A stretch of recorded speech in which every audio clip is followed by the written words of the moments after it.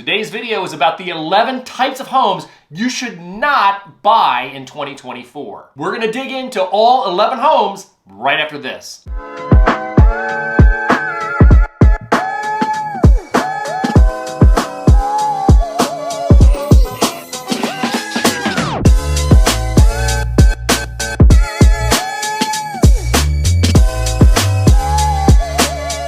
Hi, I'm Kevin Grolig. I'm a real estate agent with Compass located in Potomac, Maryland. And thanks for checking out my latest video in a series I call Real Kevin. So I'm sure you've seen plenty of videos with the type of things that you do want to look for when you're purchasing a home. And some of those are really good videos, but today we're taking the opposite approach. We're talking about the 11 types of homes you do not want to buy.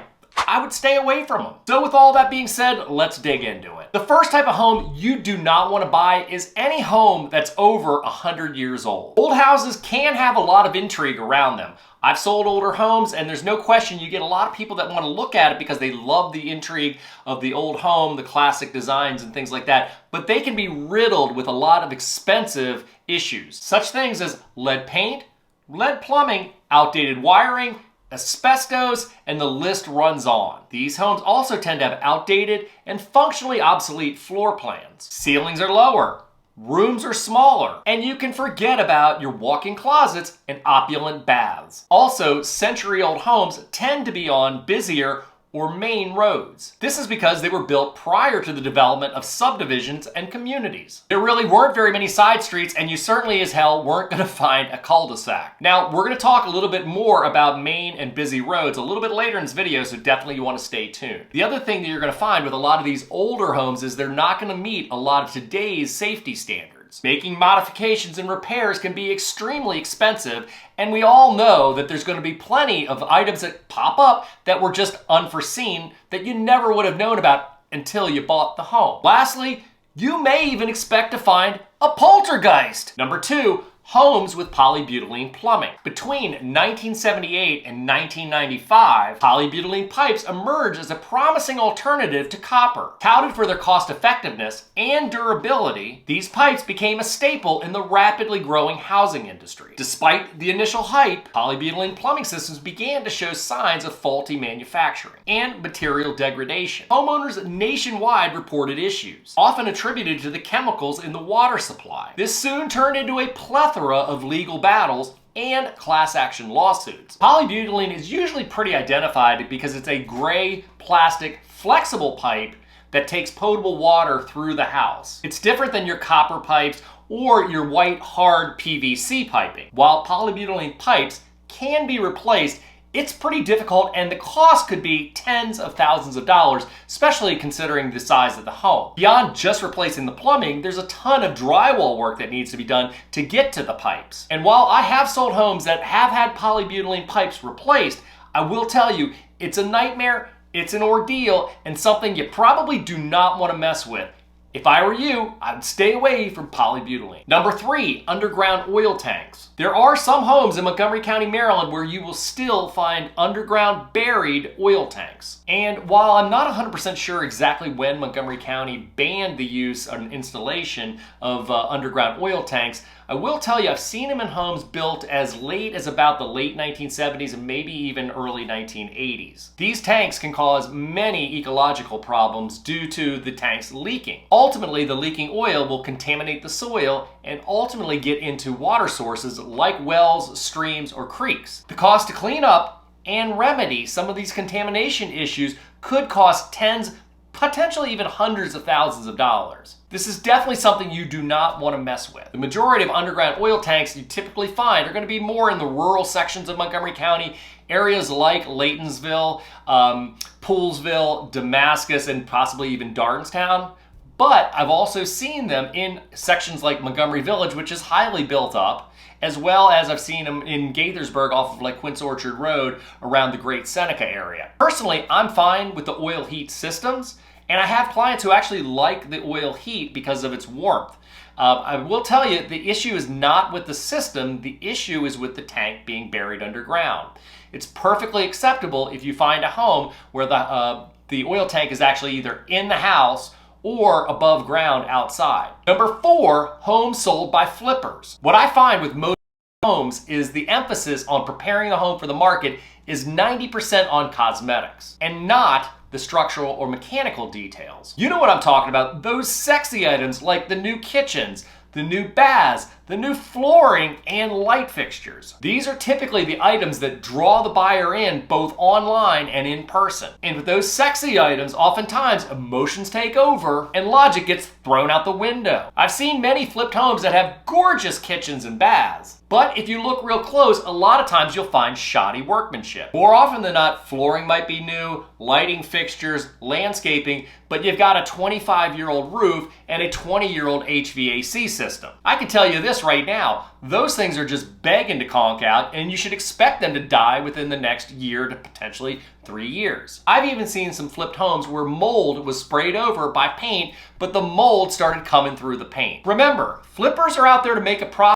And many times corners are cut and the contractors used are not licensed. If I were you, I'd stay away from flipped homes. Number 5, over-the-top features. Be on the lookout for those homes that have way over-the-top and ornate features that can be expensive to maintain and replace. I'll give you a great example. Earlier this year, I was working with some buyers and we saw a home that had a remodeled kitchen that I could tell was probably remodeled 15 to 20 years ago. The cabinets were very high quality, but they were the dark cherry cabinetry, the kind that's really kind of outdated for today. And the appliances, like the dishwasher and this enormous Sub-Zero refrigerator, had the cherry paneling on top of it. The fact that it was dated wasn't really the issue for my buyers. The concern they had was about the Sub-Zero refrigerator. Cabinetry was built completely around this enormous Sub-Zero refrigerator that, once again, was probably pushing 15 to 20 years old and need of replacement in the near future. They're looking at this property and saying, as soon as this refrigerator goes, we're gonna have to replace it with something similar in size. Oh yeah, and we're gonna need that freaking cherry paneling on there too. The cost is probably gonna be somewhere in the neighborhood of $15,000 to $20,000. They certainly couldn't replace it with something smaller because then you have this whole cavernous hole where the old refrigerator was. So in this case, once again, some of these renovations were just too over the top, and it was one of those things where they're just like, you know what, we're gonna take a pass on this one. Ultimately, I think they made a great decision and they bought something else a week or two later that ended up being perfect for them. Number 6, homes that either front or back to a major road. So you think you found the right home. Perfect in every way, however, it either fronts or backs to a major road.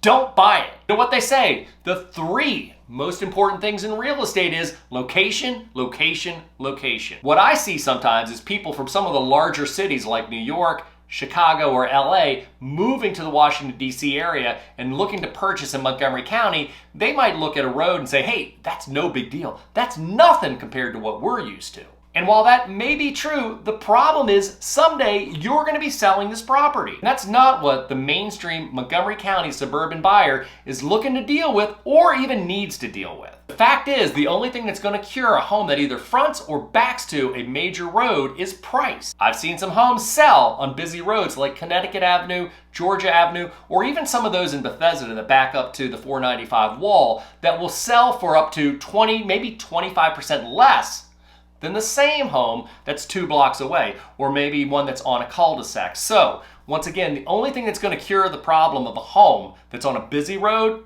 is price. Number 7, homes that either front or back to businesses, airports, train tracks, or power lines. This is similar to those homes that either front or back to major roads. These type of homes should also be avoided. I always say to buyers when they're looking for homes, you need to think of this purchase like a good pool player. You're taking one shot, setting up the next shot. And really what I mean by that is you're purchasing this home, but you need to think that someday you're going to be selling this home. And homes that fall on these type of lots are hard to sell. One real quick story. About 20 years ago, I sold a home on Lewis Avenue in Rockville. Small little bungalow. I want to say it was like a 2-bedroom, 1-bath home. One level. This home literally was about 50 yards away from train tracks and the red line with the metro system. Couldn't have been a worse lot. I'll never forget doing an open house there, and about every 30 minutes, you'd start feeling the rumbling going on. It proceeded to get closer and closer and more intense, and then the train's going right by the house, and the house was literally like jumping. And what was funny was I was talking to people in the open house, and I was just kind of raising my voice because I had to raise my voice in order for them to even hear me. Now, I will tell you, I did end up selling that home, but what I'm telling you is stay away from homes on these type of lots. Number 8, And we're sticking with lots one more time here. Lots that have steep slopes either going away from the house and going towards the house. Number 8, and we're sticking with lots one more time, but you want to stay away from homes that have steep sloping lots. I don't care whether it's sloping away from the house or sloping towards the house. These are homes you're probably going to want to stay away from. Let's be honest, these lots really aren't very usable and they're hard to maintain. And especially for those lots that are sloping towards the house, you have another concern. You have a concern of water potentially entering your foundation. Once again, if I were you, I'd be staying away from homes that have these type of lots. Number 9, the big fish in the small pond. What do I mean by this? I would avoid buying the larger home in a community filled with homes that are much smaller. Now, I'm not talking about buying a home, let's say a 4,000 square foot home in a community where the average square footage is in the 3,500 range. I'm talking more about buying a 4,000 square foot in a community where the average square footage is closer to 2,000 square feet. Or buying a single family home that's predominantly in a community of smaller townhomes and condos. Here's how this works. The larger home, meaning that 4,000 square foot home, is going to help elevate the values of all the smaller homes. And of course, you have the reverse effect where the smaller homes are putting downward pressure on the value of the larger home. I always tell buyers it's better to be the small fish in the big pond rather than the big fish in the small pond. Number 10, homes with foundation problems. What you want to be keeping an eye on here is uneven flooring or large cracks in the foundation. And of course, I'm not a home inspector, I'm not a structural engineer, but you always want to make sure that if you think that there could be any problem with the foundation, to make sure that this is checked out by either, once again, a licensed home inspector or structural engineer. Now, every home is going to have some hairline cracks, and the hairline cracks typically run straight.